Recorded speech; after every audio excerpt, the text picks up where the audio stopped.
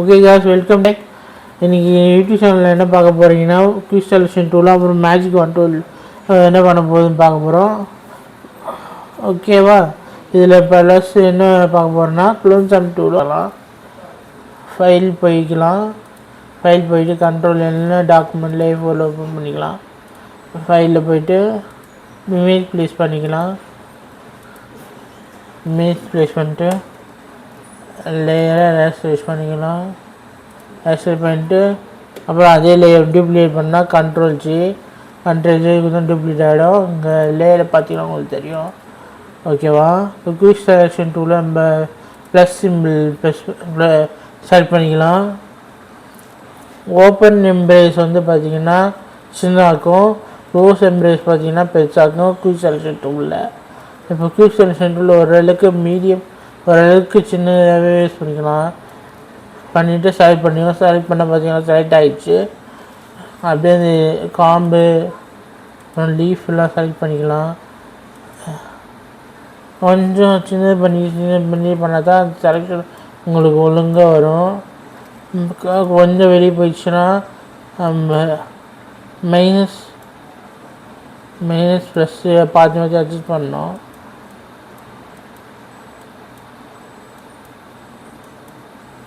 இப்போ ஃபெதர் கொடுத்துக்கலாம். ஃபெதர் பார்த்தீங்கன்னா ஷார்ட்கட்டு ஷிஃப்ட் F5 இல்லை ஃபெதர்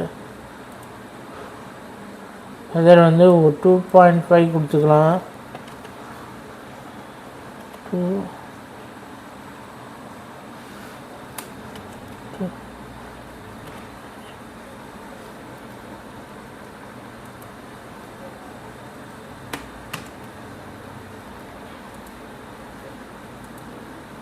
ஒரு சின்ன ப்ராப்ளம்.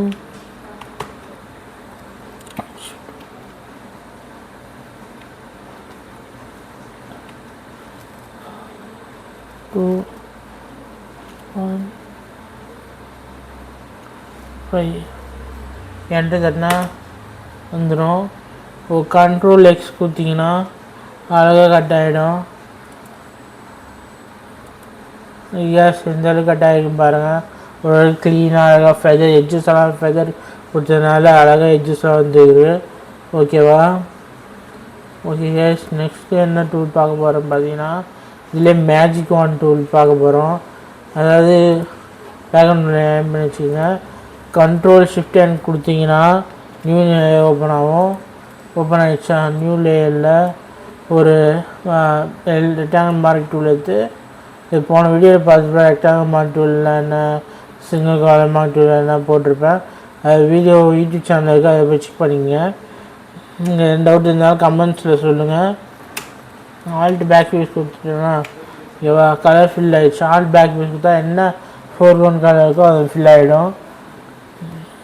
இப்போ பார்த்தீங்கன்னா இப்போ மேஜிக் ஒன் செலக்ட் பண்ணால் அந்த எந்த கலர் நம்ம செலக்ட் பண்ணுறோமோ அந்த கலரில் மேஜிக் ஒன் டூல் அப்படியே செலக்ட் ஆகிடும். செலக்ட் ஆகிட்டால் அதை அப்படியே நம்ம கட் பண்ணிக்கலாம். இல்லை கண்ட்ரோல் ஷிஃப்ட் பண்ணி பேஸ்ட் பண்ணிக்கலாம். என்ன வேணால் பண்ணிக்கலாம். இப்போ ஆப்பிள் வச்சு நான் காட்டுறேன். ஒரு ஆப்பிள் இமேஜ்